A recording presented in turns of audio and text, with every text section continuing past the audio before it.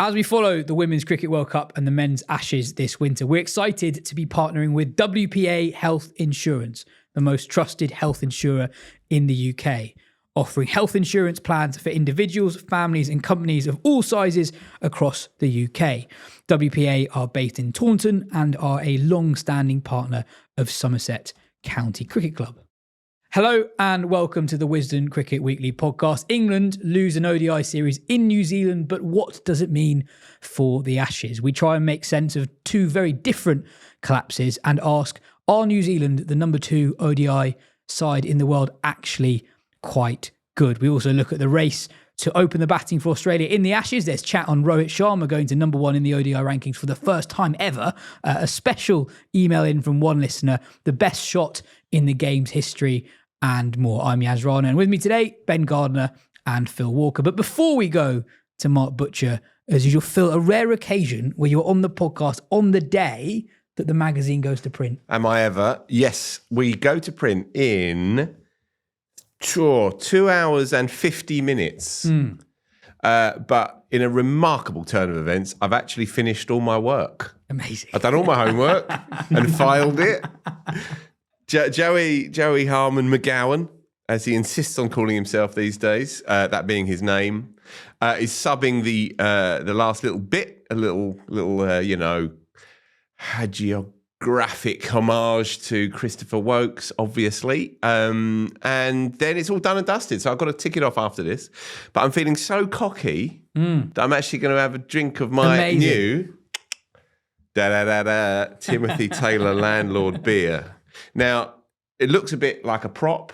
I can tell you it's not, and I've fully deserved this. I was working late at the snooker club last night, finishing off 4,000 words on Ian Botham at 70. So there you go. No one can ever accuse me of not putting it in. Amazing. Anyway. That's really nice. It is really nice. Anyway, here's Mark Butcher.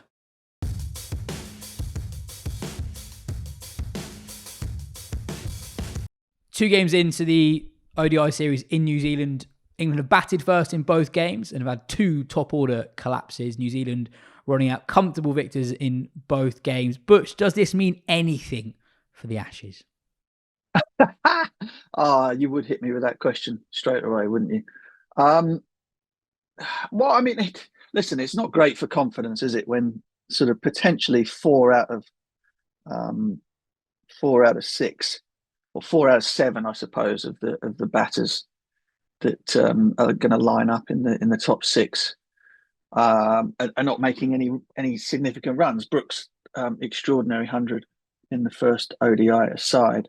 Duckett's been very quiet since the end of the India series. He had a rough old time of it, understandably, in the 100, and then was kind of, he's been anonymous since that point.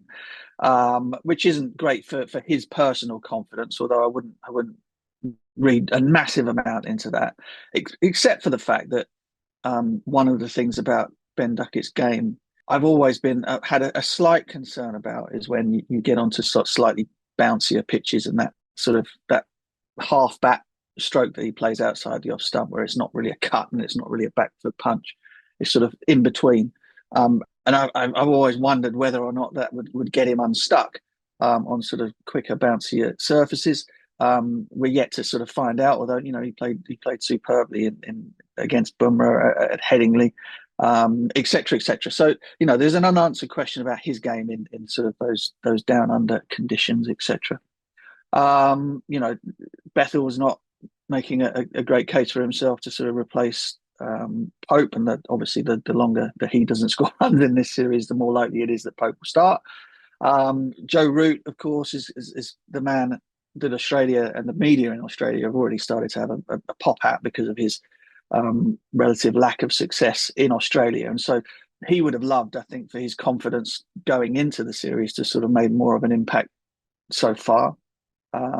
So yeah, I mean, you can't read a massive amount into it, but I'm pretty sure that all of England's batters, at least, would have preferred to have got off to a bit better start, just to take a bit of pressure off themselves going into an Ashes series where they're going to have very little preparation before that first Test match. So, whilst it's not important for things to come, it's not exactly helpful.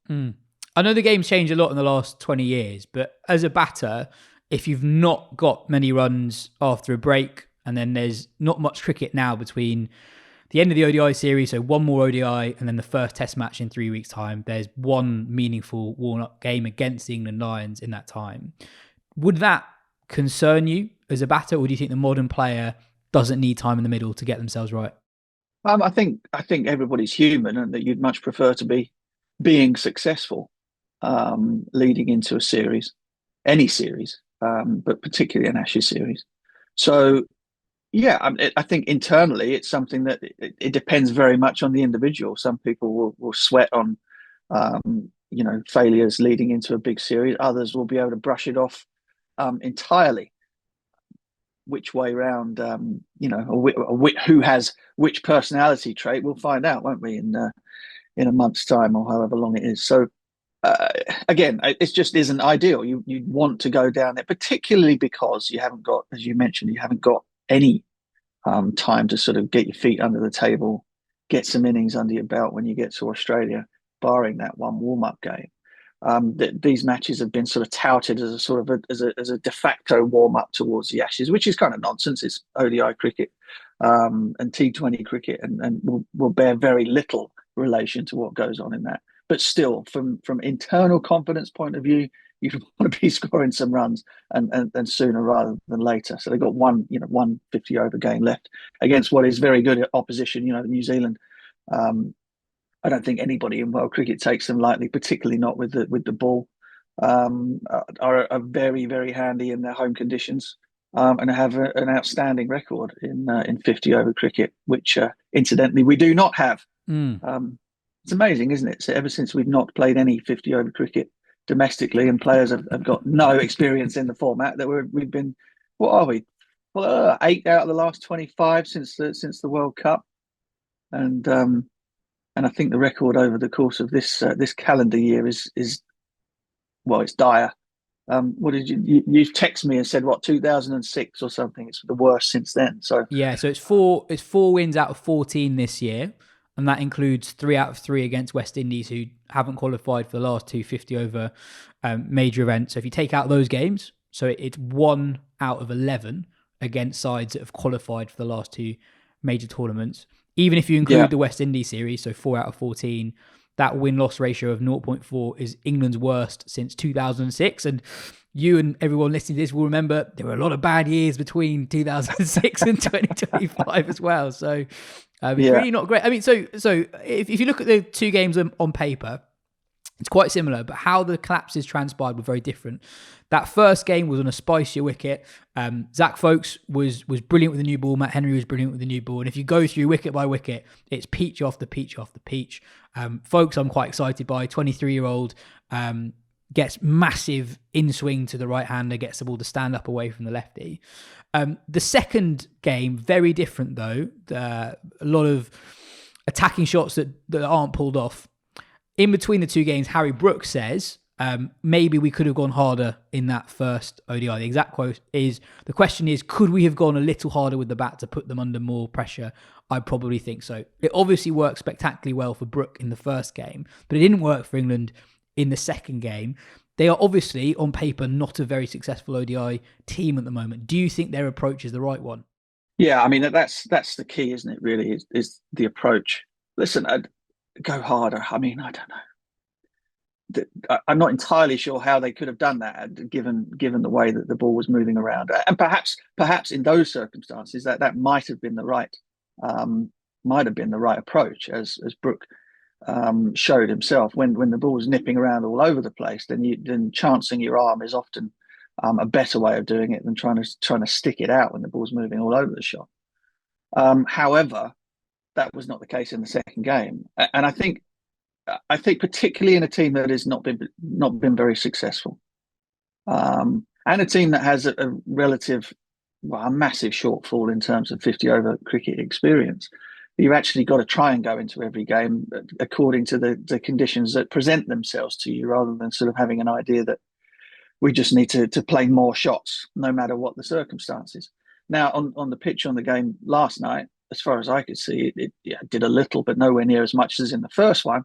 And to fall short of batting your 50 overs by the margin that they did is just kind of inexcusable, really. So, I mean, as it goes for all types of cricket, really. And successful teams are kind of smart in the way that they go about and they approach matches on an individual basis, as opposed to having a sort of set idea as this is what we're going to do no matter what. And you could say, England's team under Owen Morgan in 2019 did exactly that. They played the same way no matter what. I would disagree with that, and I would also say that they were a much more battle hardened, much more experienced, and thus much more successful team that could afford at times to kind of to overreach, but would still, given that, well, the World Cup final being the perfect example, given conditions where that just wouldn't allow itself, were able to kind of eke out whatever you could in order to make sure that you were still in the game. The thing is, it doesn't appear that there's any sort of learning going on at the moment, given the paucity of results. And I don't think that there is a massive amount of trouble in terms of the personnel being picked. I think by and large they're the best players that we've got, and so therefore a little bit of smarts and a little bit of humility actually might be the way forward in terms of your approach, and that realizing that every game is not a coconut shy, and you can't just go out there and smash the crap out of it. Sometimes you have to give the opposition bowlers a little bit of respect. Do you want another stat on England in ODI cricket this year? I'd love one. So their average run rate in 2025 is their second highest ever in a year. So it's simultaneously the second quickest they have ever scored, but it is also the worst they have done as a team in 20 years. Well, I guess, stats are very misleading, aren't they? Because I guess the net run rate over the course of that wouldn't be particularly good, because you can score very, very quickly. But if you're only doing it for 30 overs out of 50, then it's not helping you out a great deal. Yeah, I mean, so I know it's a different format to Test cricket, and I was being a bit cheeky with that opening question, but I'd expect nothing less. But looking ahead to the series, right? Perth and Brisbane, they are probably going to be the most bowler-friendly pitches that England come across. And those are in the first two Test matches. Unless things go amazingly for England, it is likely that at some point over the first two Test matches, they're going to have a tough time of it against that world-class Australia attack on the more helpful pitches. And how they respond to a really difficult innings potentially could define the series. And to me, it concerns me a little bit that their default reaction to any bad day with the bat is we could and should have gone harder. We swing more. That could be it, right? But you're absolutely right. The only thing is, I'm surprised that you're kind of like, this is dawning on you now. I mean, this has been happening for goodness knows how long. I mean, I guess you just want to hope that you win the toss and you bowl them out for very little in that first time round, and then perhaps get an idea of how the game might pan out from there. I think batting first, you've got a big problem if that's the attitude. Look, all of this, obviously we got a lot of lead up still before that first Test match, and the nonsense and all of the talk and speculation about what goes on and what's going to happen, given what is transpiring at the moment, sort of reaches levels of ridiculousness that I kind of despise in the lead up to any Ashes series. However, there are some pretty obvious portents knocking around that I think both teams will be very, very keen to let their bowlers loose early on, and that Australia will feel with some justification that if they are able to do that, then there's a very good chance that they'll make England collapse very cheaply in that first dig and get themselves ahead of the game early. And then there isn't a massive amount that England can do about that, because that's kind of in their DNA. Beyond bucking the trend and proving us all wrong, and proving to everybody that they're able to adapt to conditions and cope with movement and sit in games for a little while to give themselves a chance. But they haven't shown us a massive amount of that up to this point. So, so you're probably right to be overly concerned. Well, maybe it's just because the clocks have gone back and it's getting dark really early. But I look at the gloom has descended in early doors. The gloom is descending on me. I just look at the England top 7 in ODI cricket and think that's quite similar to the Test top 7. Yeah, I mean, that was the point I made at the beginning. It was that whilst you have format that really and truly isn't a massive indicator of what is going to happen in the Ashes. But those players, they know what's coming. Everybody knows what's coming, and confidence is a huge thing. Of course, it is to any professional sportsman. And if you're going into a huge series with failure after failure after failure, that is not good for the psyche, and it sort of permeates throughout the entire squad. And the talk coming out of the camp will all be very positive, and we'll do this, do that, and the other. But it's what goes on in the back of people's minds, in their hotel rooms late at night, knowing that you kind of got this incredible test series coming up, an incredible opposition bowling lineup, albeit without Cummins to begin with, and getting off to a good start in which what are likely to be two pretty high octane test matches on surfaces we expect to do a bit, is not ideal preparation by any stretch of the imagination. And the preparation isn't great anyway. So you couple having no time and no cricket with having no runs leading up to it as well, and that's a psychological a bit of psychological damage that you could well do without. Yeah, I guess you might have noticed that there are quite a few other podcasts these days, and there's a lot of there optimism. are one or two, aren't there? There are one or two, and there's a lot of optimism around England. A lot of predictions around England series wins. And I don't get me wrong, I think England do have a chance. I think it's their best chance since 2010-11. Actually, no, since 2013-14. And there's a little bit of rewriting history there. People did think England were going to win that one before it all went south. Before it all went Mitchell Johnson. Yeah, but I do just look at it when you zoom out and think England haven't won the big home series. Their record in terms of series wins over the last couple of years isn't great.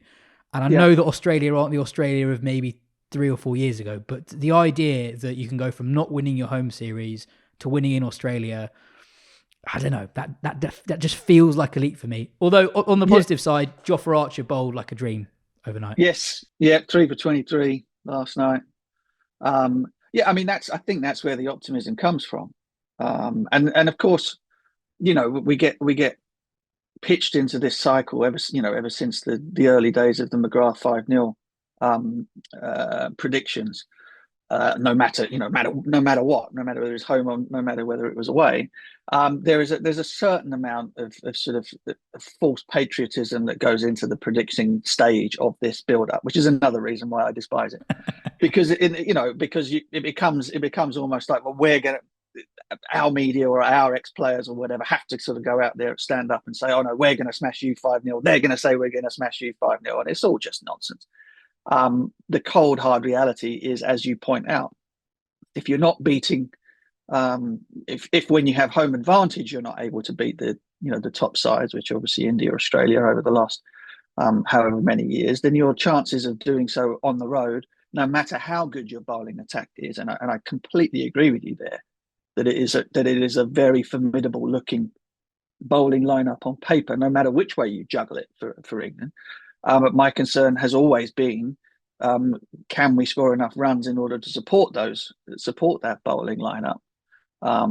Is Root going to have the type of series that he desperately wants and his talent says that he should have? Are the other batters whose default position is to attack, are they in their first real sort of big test in Ashes cricket away from home, as sort of senior players, if you like, are they going to be able to sort of go out there and produce in those conditions? And so therefore any prediction of an England win overseas needs to be tempered with the idea that it is entirely possible that you're 2-0 down before you've taken a breath. And so we should just be a bit more level about the whole thing and look at it through sort of the prism of reality, rather than sort of beating your chest and going, we're going to go down there and smash him, because it creates good headlines in the Courier or whatever it is in Brisbane. Well, I'm going to start waking up a little bit earlier, get a bit more sunlight, and maybe I'll have a bit more pre-series. Cheer up a little bit. Yeah. I mean, look, it's England's ODI record has been pretty deplorable for quite some time, and a change of captain, a change of coach and stuff doesn't seem to have been able to slide. And so perhaps given the off-season break and going down to New Zealand, who are unbelievable. They're such a good side. And they keep unearthing talents. This Zach Folks looks to be another good one. People like Matt Henry, what a terrific bowler he is. And so the idea that you sort of go down there and get a nice, easy warm up before the Ashes is complete and utterly ridiculous. And so we absolutely shouldn't be surprised with the way the ODIs are going and have gone. But none of it sort of stands up and makes you go, well, you know what, we're cooking on gas here and are ready to kind of take people down. But we shall have to wait and see. That's the beauty of sport, isn't it? Absolutely. Let's leave it there for today. Cheers for your time, Butch. Catch you next week.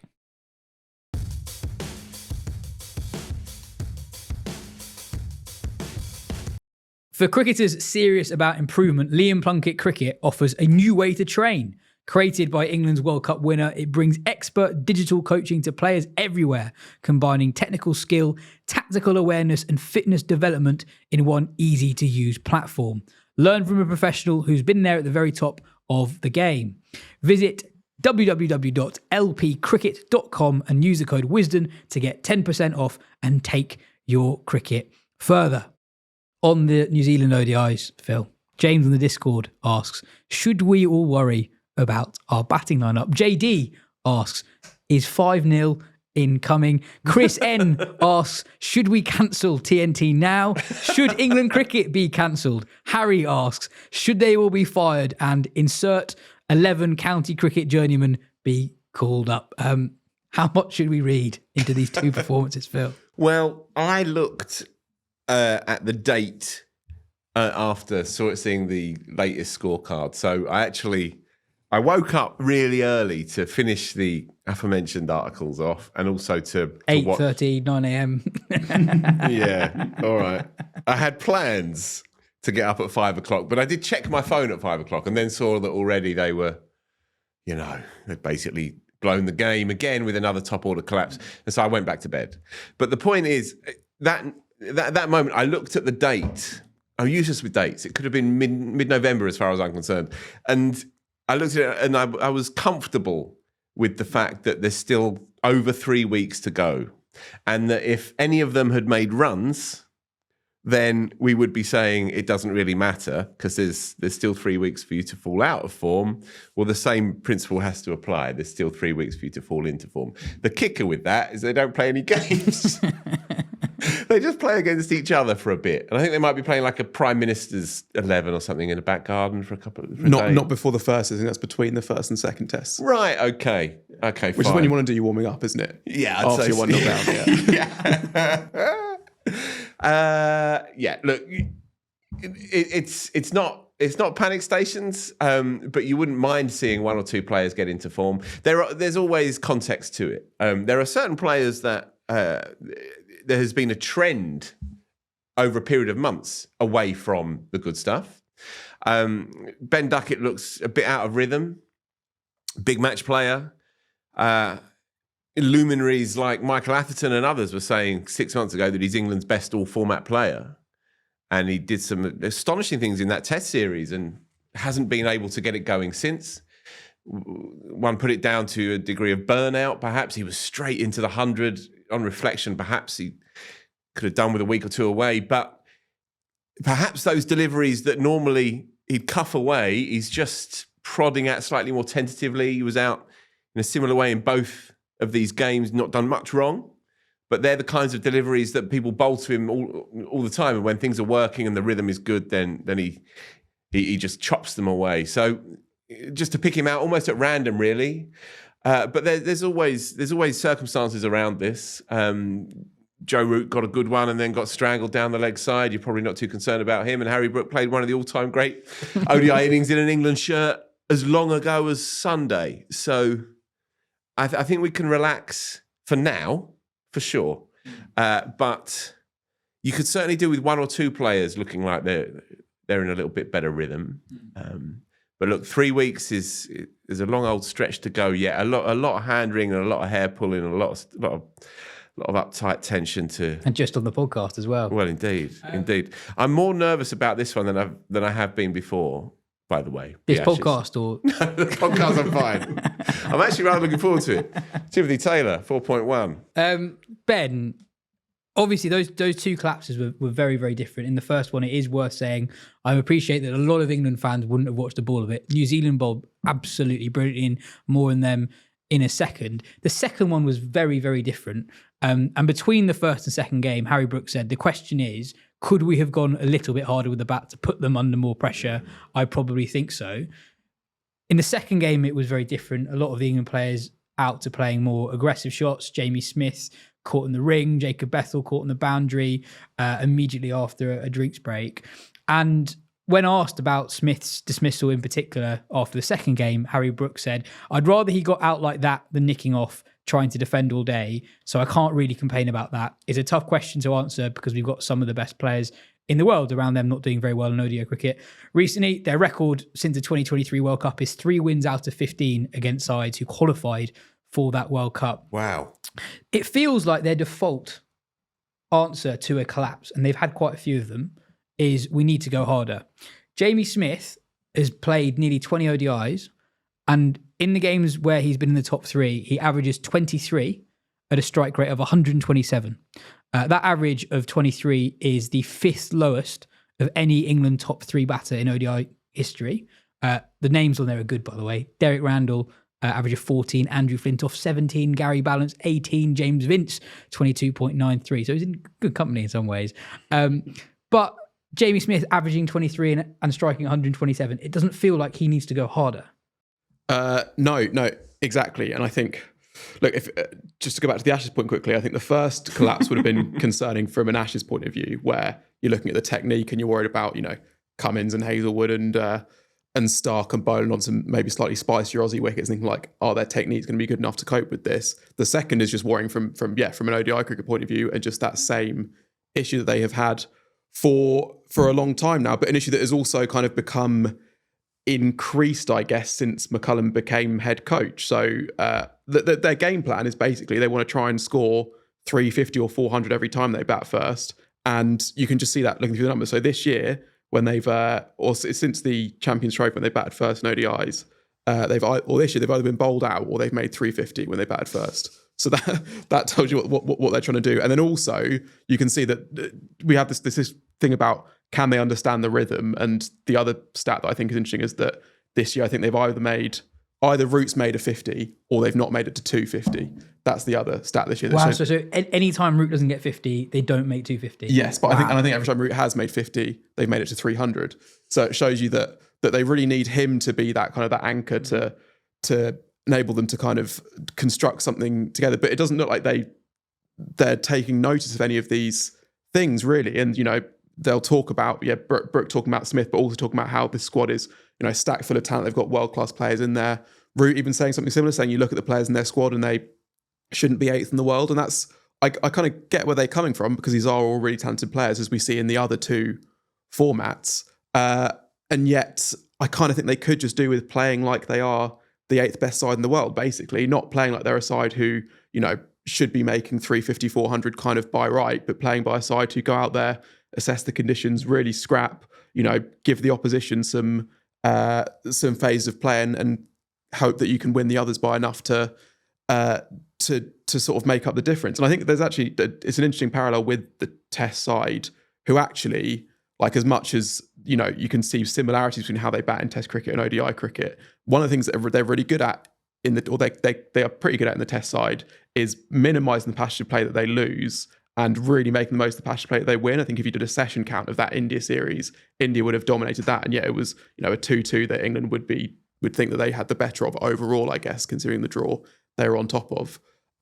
And yet in ODI cricket, it feels like they can't let any sort of 10 over spell, even 5 over spell go by without feeling like they've won it in some way. Like they couldn't go overs 20 to 30, scoring 0 for 30 off that. They feel like, no, we have to, if we're not going forward, we're going backwards kind of thing. And that then means that you have this team that either goes big or gets blown out. And Smith is the clearest example. And I think the thing that's worrying there is that this guy has not played loads of 50 over cricket, so isn't going to know how to go about it himself. He is going to need instruction and coaching over how to go about his innings. If you think about who the coach is and how he played ODI cricket, I feel like it's probably pretty likely he is being told, your job is to go out and get us off there to an absolute flyer. And, averaging 20 odd and striking 120, sort of doing the job England want him to do, but it's not the job that makes you into a good ODI team, and that's what England are at the moment, is a good ODI team. And it's even comparisons, and Phil's going to be aghast at this comparison, but even looking at Harry Brook's ODI record, and I'm sure this series he's been unbelievable, but compared to someone like Daryl Mitchell averages 50 in ODI cricket. Other than Root and Duckett, there's no England player who's anywhere near that level of consistency. And another point on that... I rate Daryl Mitchell. No, but more in terms of just how much better his ODI record is than Harry Brook. And obviously Brook is a scorer of more spectacular innings, but actually a lot of the more relentless run scorers in 50 over cricket aren't actually hugely eye-catching players. They're just very good accumulators, and that is part of 50 over cricket still. Yeah, no, I hear that. I think Ben's analysis is bang on. I thought that's excellent, by the way. What can I add? Not very much to it. Perhaps you can make the case that they are quite a green team in terms of appearances, and obviously, infamously, notoriously, they don't play 50 over cricket. So Jamie Smith is having to figure it all out. And Ben Duckett's hardly played any 50 over cricket for England. Harry Brook's record, I was just bringing it up now, he's still only played a handful of games, really. He's played 34 ODIs, and so that's a pretty small sample size. The point that you make, the parallels and the contrasts that you bring up regarding the approach of the Test team and the ODI team, I think is very fair and good. And it seems to me that the strategy that drives the ODI team is harder to understand and harder to justify than the strategy that drives the Test match team. Because the Test match team, it seems to me, they are, if you like, overcoming the limitations of their players with a very clear and coherent, disruptive way of playing Test match cricket that has worked more often than it hasn't overall.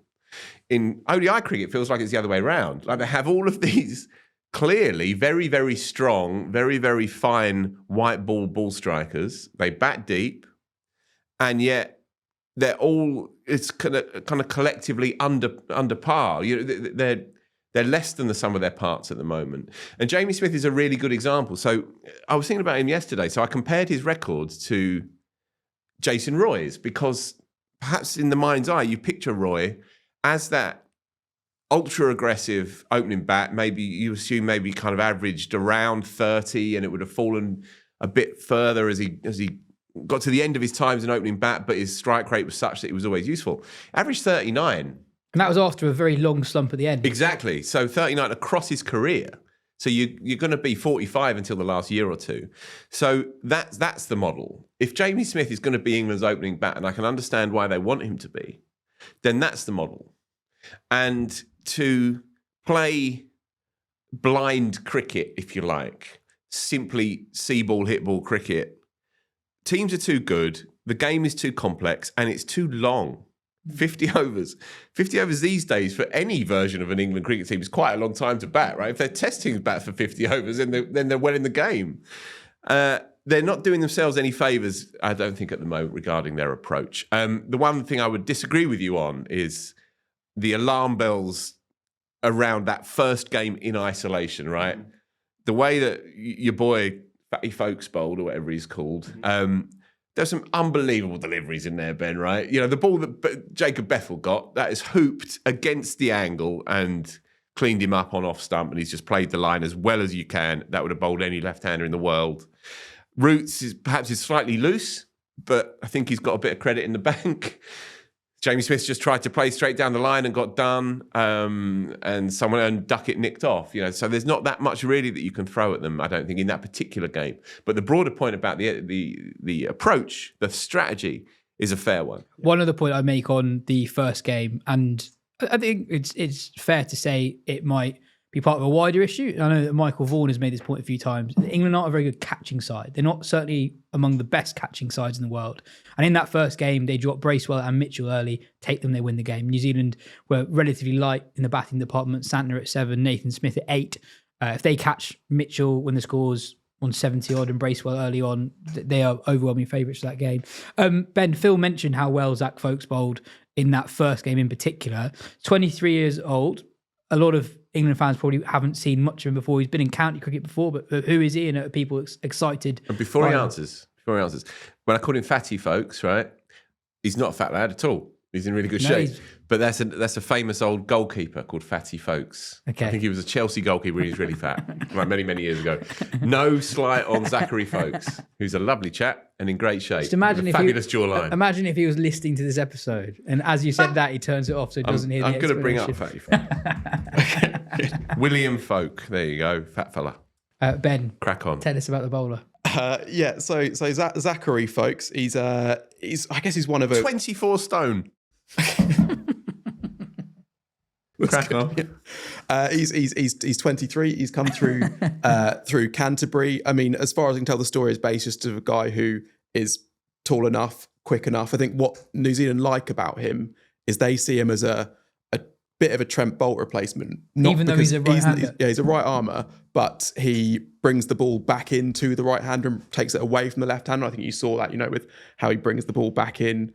What was it, Jamie Smith? He got through bat and pad in that game. Like that seems to be his skill. So he's come in not too long ago. He's played a bit of county cricket. He took New Zealand's best ever match figures on debut against Zimbabwe.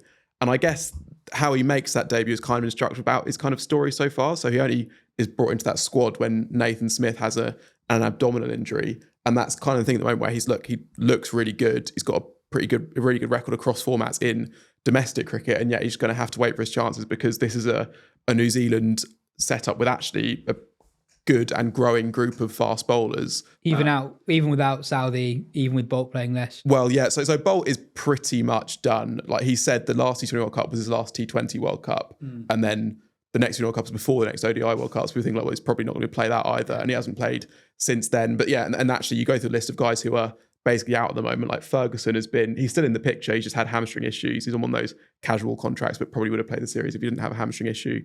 Carl Jameson has had real stress fracture trouble. Obviously, has played a bit on this tour, missed the ODI series because of a side issue. But he had surgery in 2023, rushed back, played some tests in 2024, and then took ages out of the game to get it correct. Was working with an NBA stress fracture coach, I think, or a back coach, something. Adam Milne is still sort of kicking around, and then you've got Ben Sears, Will O'Rourke, who also has a stress fracture moment. Ben Sears hamstring thing. Jacob Duffy isn't new, but has come back in and has kind of stepped up a level, and then Matt Henry leading the whole thing. So there's kind of 9 or 10 guys there who are various degrees of fitness, and that means that folks, I can see him moving up that queue pretty quickly because he can complement the other guys, but that's why he might have to wait his turn at points. But I'd say they're pretty well stocked in that department. Worth saying that in the second ODI, Jofra Archer was absolutely brilliant. England only get 175. Jeremy Overton, worth mentioning, 2 scores of 40 odd to get England out of trouble. Well, he's in form for 3 weeks' time. But Archer, absolutely brilliant. 10 overs, 4 maidens, 3 for 23 in the second ODI. They played him out like you play out the best bowler in a Sunday game or a Saturday club game. He's the one, so you just got to play him out. Yeah, and 3 for 23 and 10 overs. And the rest of the England bowlers, I think, all went more than on a ball. But Ben, taking a 4 for New Zealand in this game, Blair Tickner in his first international in more than 2 years. He's played Test cricket against England before, but in the last 2 years, he's gone through really difficult stuff off the field. Yeah, so, I mean, there's been a lot of stuff, really. So his old family home was destroyed by Cyclone Gabriel. That was early 2023, and then playing county cricket a few months later, he was it was just before he was going to take the field for Derbyshire, and he gets a call from his wife saying that she'd been diagnosed with leukemia. So he leaves, rushes back to go to hospital. Strangely, he doesn't even realise he's still down to play in that game. So then he sort of comes back to pick up his car, and then he's saying who's come in for me, and they say, actually, no, you are still in the team. So that ends up playing a bit sort of I guess with a sort of fog over him, but that's been kind of the theme for the last couple of years for him, is that cricket's been more of a distraction than a career. And that's actually meant that he has been able to almost take a step up, at least. He's been brilliant in New Zealand domestic cricket, obviously playing in this series a bit because of all the people who have missed out. And the Camp Ponsonby did a nice piece sort of with, I guess, from a round table chat they had with him, but he was saying that he told the selectors to stop calling unless they were picking him. He was saying I don't need the check-ins. I don't need you to tell me that I've not been picked again. It's fine. You just call me if ever you need me, and I'll pick up the phone. And that's what he's done for this series. And the other nice thing is that his daughter was born a few months after the last time he played for New Zealand, which means that she's now got to see him play for New Zealand, and he plays with one of her hairbands around his wrist, which is nice. And his wife's in remission, and the home's been rebuilt, and he sounds like a very nice, well-adjusted chap who's been through some hard times and is coming on the other side. He does. Can I just mention, by the way, Cameron Ponsonby, friend of the show, wrote a very, very good piece that I think was on Crick Info at the end of the slightly shambolic T20 series. Just a quick shout out to that. It's a really good piece from the heart. Clearly a bit pissed off with it all. It was good. The next bit of the pod is also from the heart. We had an amazing email in from Rory, who says that my friends Josh, Frank and myself have played cricket together in South London since we were 11. But our most passionate shared cricket experience is definitely our WhatsApp group called Strummer 50, in homage to the great Phil Walker. He says some very kind words about the podcast, but Phil, he's got a request for us, and I think particularly you, to ask a question. Right then, Frank and Josh, core members, founder members of the Strummer 50 WhatsApp group. Will you do Josh the honour of becoming his best men for his wedding day? I hope that you're going to say yes. Because Josh has asked us if we can ask you on this show. So there you go. I think it's essential that we find out what the answer is as well. So yeah, we need them to be in the room somehow. Well, I'm not sure if this is the best way to do it, but how about Frank and Josh email in to us and then we let... Yeah, nice. And we let Rory know next week. Podcast@wisden.com, Frank and Josh. We need to know if you guys say yes. And I suppose the offer's out there. If you've got any other requests for us, if you want to communicate to people, podcast@wisden.com is the one. Also, I do love a wedding. And there's always dropouts in the last week, right? So Josh, just bear that in mind, honestly. Free food and drink. I'll tell a few stories by all means. Great. I'll even MC it, actually. If you need an MC. What about no job too small? That's a new tier in the Patreon we get to explore. Yeah, well, I was going to say. What about a wedding live show? Well, I did that, didn't I? Yeah, that's true. Yeah, did it on my own wedding. Yeah. Anyway. Before we move on, we've been busy on the old Patreon. Dailies everywhere you look, some star-studded extra weekly shows recently. Stephen Finn was a guest last week. Chris that was brilliant. Is a guest this week. He's just such a nice bloke and he's really insightful. And I think because he's wired slightly differently to most successful sports people. In what way? He's really introspective and he's aware of things about him that might have held him back, but he's also appreciative and really appreciative of the good moments he had as well. So I thought it was brilliant. And his book is brilliant. We're going to play a snippet of that chat on next week's show. So the book is about his experiences in the Ashes and the self-doubt that trailed him, basically? Yeah, and the good times as well. I think for me, the most striking thing from a cricketing point of view was how when he was in his early 20s, he was taking a wicket every 45, 50 balls in Test cricket. He was bowling 90, 92, 93 miles per hour. Journalists were wondering whether he could be the first Englishman to 100 miles per hour. I think we forget how quick he was in the early days. Yet sometimes he'd take a sixer for England in a Test match and he'd just think about his economy rate. And the England dressing room at the time thought that he needed a bit more control. And I sort of look at that and think, well, if he did have an economy rate of 3 runs and over, he would literally be the best bowler in the world age 21. Isn't that a little bit unrealistic? So yeah, it's a really interesting conversation. And also he doesn't necessarily blame anyone as well for anything that happens. He takes full responsibility over the periods that didn't quite work out. So yeah, it was really, really interesting. His story is echoed throughout much of English cricket. You know, he takes someone like Devon Malcolm, bowled literally 95 miles an hour, and he'd play one game a year because he might go for a few. It's remarkable, really. We've got Chris Wokes as a guest this week as well. You can become a bronze member from a £5 a month plus VAT. You can also now buy individual episodes for £3 a month plus, or £3 per episode plus VAT, if you just really want to hear from Finn or Wokes, for example. And if you just want ad-free episodes of the 2 weekly shows, this weekly show and the Women's Cricket Weekly show, you can now do that as well from £3 a month plus VAT.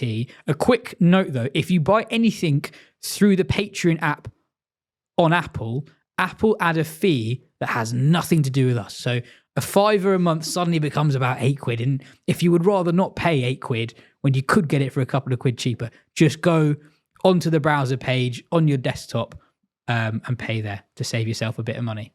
Anyway, moving on. Over in Australia, Usman Khawaja wants his Queensland teammate Matt Renshaw to open alongside him in the Ashes. Khawaja said, I think our best lineup has Marnus at 3, Smith at 4, and Head at 5.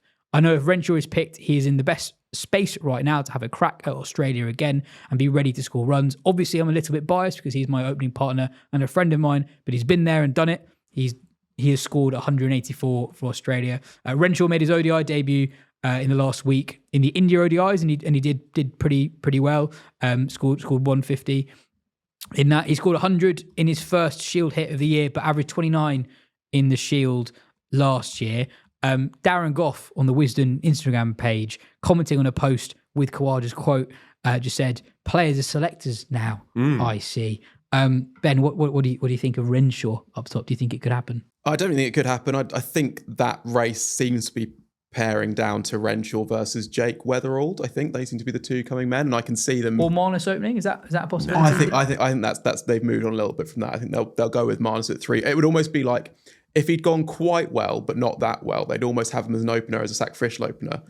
If he's now back at his best, you want to make the most of him, so you get him at 3 and stick another guy up there who you think has a chance maybe of seeing off the new ball sometimes.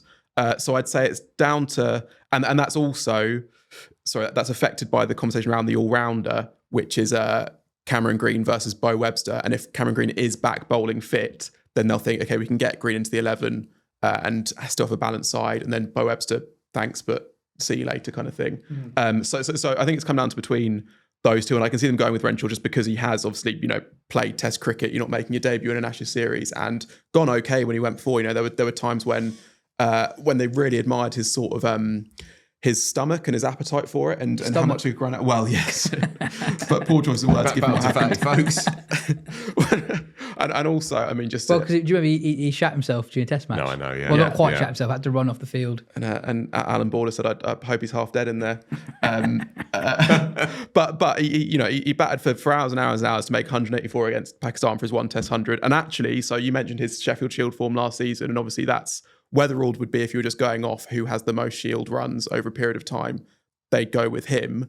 But I think with Renshaw, the List A stuff is relevant. He's almost become more consistent in that and has shown gears in that, which you would have not thought when he came through to begin with, he could be that sort of player. And so they will see him as someone who can, because also if you're partnering Khawaja, you don't want to go with 2 blockers up there. That would have been the fear in the past thing about Renshaw. And I think he would have allayed those to some degree. So I can see it being him, and I think it'll be one of those two, unless there's a screeching run of form from somewhere. More generally, the Australians look like they're shaping up quite well. Steve Smith scored 100 overnight in his first knock of the Aussie summer. Australia beat India 2-1 in an ODI series last week. In that last game, though, India won. A couple of blokes called Rohit Sharma and Virat Kohli put on loads of runs together at the end. Rohit 121 not out, Virat Kohli 74 not out. Remarkably, Rohit has gone top of the ODI world rankings for the first time ever, I suppose, because Kohli was number 1 for years and years and years and years. Ben, there's been a lot of speculation in India that this could be it for Rohit and Kohli. How important do you think those runs were in that final game?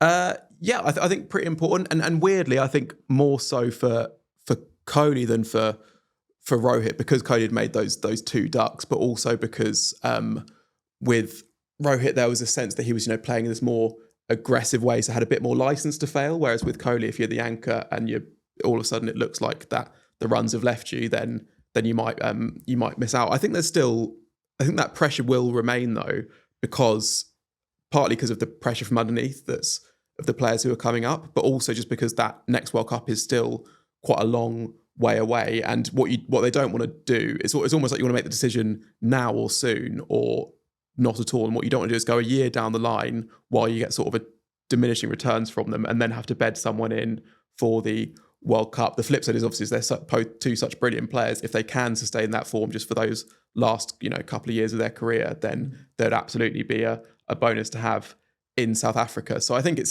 definitely welcome. Obviously, better to have made runs than to have not made runs. I think there will be an element where they'll be allowed to make the call themselves a bit, or I don't think it would have been absolutely it for them right at this stage. They've probably got some sort of farewell series at home or something. But I think, that is not a question that has gone away just because of these scores, I think. Well, just that he's 38, and what a lovely story it is that he ends up at number one at 38 years old.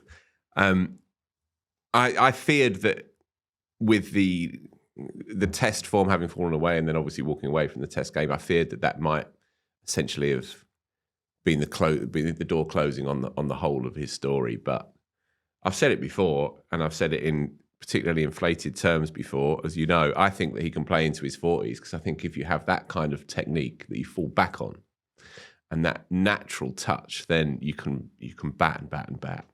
There are certain players that have idiosyncratic ways of doing it, and there are certain players that rely on hands and eye in particular more than the average. But if that is their particular gift, then they can do it and do it well. But the whole package should ensure that if he wants to go on, I think that he has the ability to do so. He has the fundamentals to be able to play for what you need to play. 2.5 years before the next World Cup? Is that right? 2 years. So straight. Okay, so 2 winters time.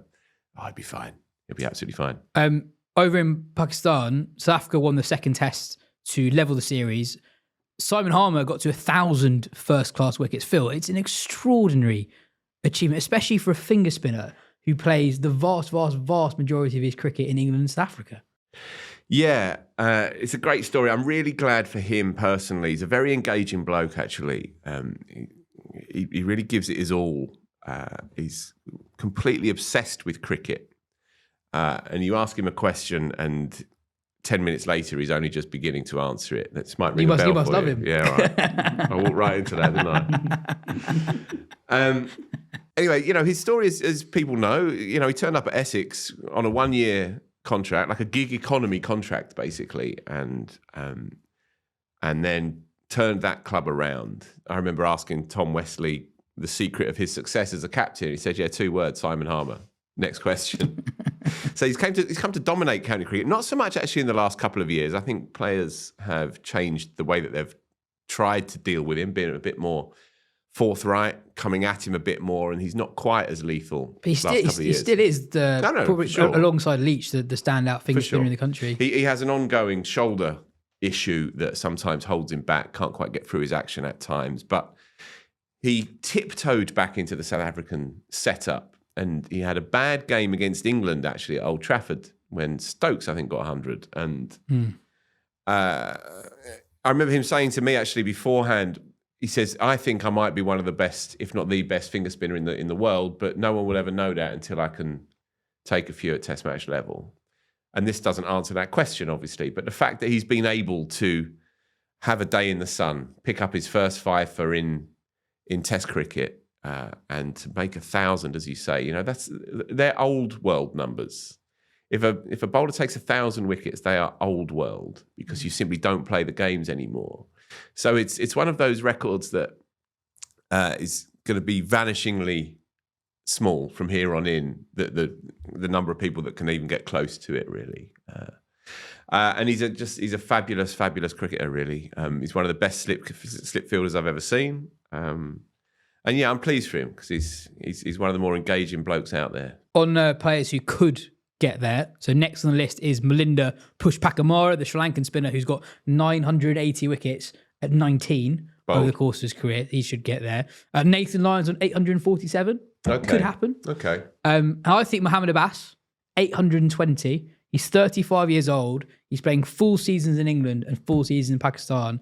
I think that's what helped Harmer do it. It's 2 full seasons of first-class cricket. So someone like Abbas, someone like Harmer, there would have been years where Harmer probably got around about 100 wickets in a year. And Abbas is in that mould and young enough, I think, just about to get there. Took his 50th first-class fifer this week, did Mohammed Abbas. Huge. So there you go. That win, sorry, it's just for South Africa. I know we're going to talk about it more, but is it important for... just for them as a side, I think. I mean, obviously going back to that World Championship and what people were saying about their schedule, I think what that means because of how the World Championship tends to work, and these tours where you play teams home and then you play them away, is their schedule is so hard this time around, where they've got 3 series in Asia, India, Pakistan, and then Sri Lanka. And then at home, they've got, Bangladesh, they just hope to win that 2-0, but then against Australia and England, where their home conditions they won't be able to just sort of be the best team just because of that. But I think this will give them real confidence that actually in turning conditions, they can be a side that can really compete. And that series with India could be a really, really interesting one, given what happened with New Zealand, that they are still a team sort of, in a bit of a rebuild phase, albeit that the players they've got coming in look pretty handy. And that starts not so long and could be a really, really good watch. Obviously a shame it's only 2 matches long. But for how they're viewed as a side, I think they could end up not defending their title, but still kind of burnishing how good people see them as if they manage to, say, nick the one in Sri Lanka, somehow draw the one in India, and, win one of the Australian England ones. I think that would be a pretty creditable return. On that win, the turning point was a last wicket stand between Senyaran Muthusamy and Kagiso Rabada to give South Africa a 71-run first innings lead. This was Kagiso Rabada's first half-century in Test cricket, by the way. A player in all professional cricket. In all professional cricket. And he's a player who I think a lot of people have said for a very long time looks really good but doesn't really score many runs. In this innings, he scored runs and looked good. And I think it has genuinely one of the best shots I've ever seen. Have you seen this one? It's a punch over long on for 6. And it's so far over the ropes. Against the seamer? Yeah. Against Shaheen. And the ball is moving at this point as well. So it's tailed in and he's just stood there and just played through the line and just hit it high and handsome. Yeah, it's an absolutely brilliant shot. And Muthusamy ended up being player of the series as well. Took a 7-for in the first game and those crucial runs in the second. But barely bowled in the second as well. So such a weird series for him where he takes 11 wickets in the first game. When Maharaj wasn't the team, Maharaj comes back in and Saves him. Ben, talking of spin in Asia, Bangladesh West Indies had an ODI the other day that went to a super over, but forget the super over. They made history in that game. Yeah, well, West Indies became the first side in the history of ODI cricket to bowl a full 50 overs of spin. So they picked one seamer, didn't use him, and then bowled spin in the super over as well. So bowled a full 51 overs of spin, which has never happened before. I mean, that is how conditions tend to play out in Bangladesh, where it spins a lot. I mean, the first game was played in a track that people said they'd kind of never seen something like this before. The third game was also kind of bonkers, where Bangladesh put on 170 off for the first wicket, and then that was basically about as many as the rest of the teams made between them for the whole rest of the game. But yeah, 50 overs of spin, keep them 213, exactly match it, and then win the super over. And a brilliant game. Huge. Another way of supporting the show, by the way, if you're not on Patreon, or even if you are on Patreon, is by liking and subscribing to our YouTube channel and liking all our videos and commenting as well, or leaving a nice review and rating if you're listening to the show on Spotify or Apple, etc., etc. Every little helps.